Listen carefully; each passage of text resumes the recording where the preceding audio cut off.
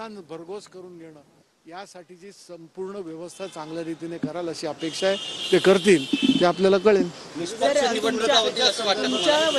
त्यांच्या वतीने काही सूचना करण्यात आल्या होत्या, त्यांच्या वतीने तुम्हाला काही सांगण्यात आलं? पक्षांना सूचना करण्यासारख्या गोष्टी नाही आहेत। आम्हाला जे काय आमचं कर्तव्य त्या पक्ष करतच असतो, कारण निवडणुका म्हणजे या स्पर्धेमध्ये आम्ही जिंकणं, आमचे उमेदवार जिंकणं, पक्षाचं चांगलं तिथे मताधिक्यानं आपलं वाढणं या गोष्टींसाठी प्रत्येक पक्ष करत असतो। त्यामुळे राजकीय पक्षांजवळून नाही, पण बाकीच्या गोष्टी आहेत की ज्याच्यामधनं ॲडमिनिस्ट्रेशन असेल, पोलीस यंत्रणा असेल किंवा निवडणुकीची संपूर्ण यंत्रणा असते, याचा कल कुठेतरी सत्ताधाऱ्यांजवळ आणि सत्ताधीश त्याचा वापर करून घेत आहेत।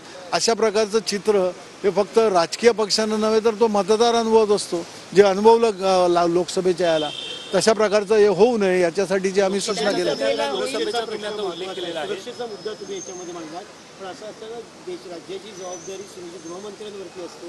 आत्ता काही वेळापूर्वी एका महिलेने देवेंद्र फडणवीसांच्या मंत्रालयातल्या केबिनच्या बाहेर कुंडी पेटवून तोडफोड करण्याचा प्रयत्न केला, त्यांची नेम प्लेट तोडली। स्वतः गृहमंत्र्यांचं कार्यालय सुरक्षित नाहीये का महाराष्ट्रात? आता या गोष्टी कायदा सुव्यवस्थेच्या बाबतीमध्ये काय धिंडवडे उडतायत, कशा रीतीने प्रकरणं हाताळली जात आहेत, काय करतायत, कोणाचा या गोष्टीचा पायपोस कोणाच्या पायात नाही आहे आणि हे महाराष्ट्रासारख्या पुरोगामी आणि प्रगत राज्यामध्ये व्हावं यावर कुठेतरी सत्ताधारी सारवासारव करताना दिसत आहेत।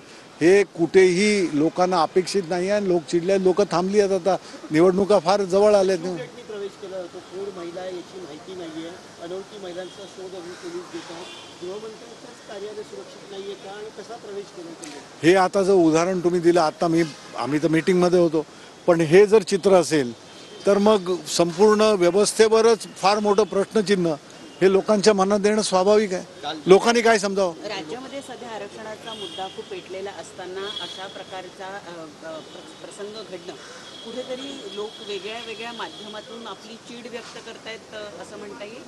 नक्कीच, आणि लोक थांबली आहेत। लोक म्हणतात लवकर तुम्ही निवडणुका लावा, निवडणुका होऊ द्या, आम्हाला जो बदल पाहिजे तो दिसेलच। धर्मवीर 2चा चित्रपटाचा प्रीमियर होता, देवेंद्र फडणवीसही आले होते, म्हणतात की धर्मवीर 2 आला तर महायुती 2 येणार आहे राज्यामध्ये। धर्मवीर 2 आला तर महायुती 2 येणार आहे।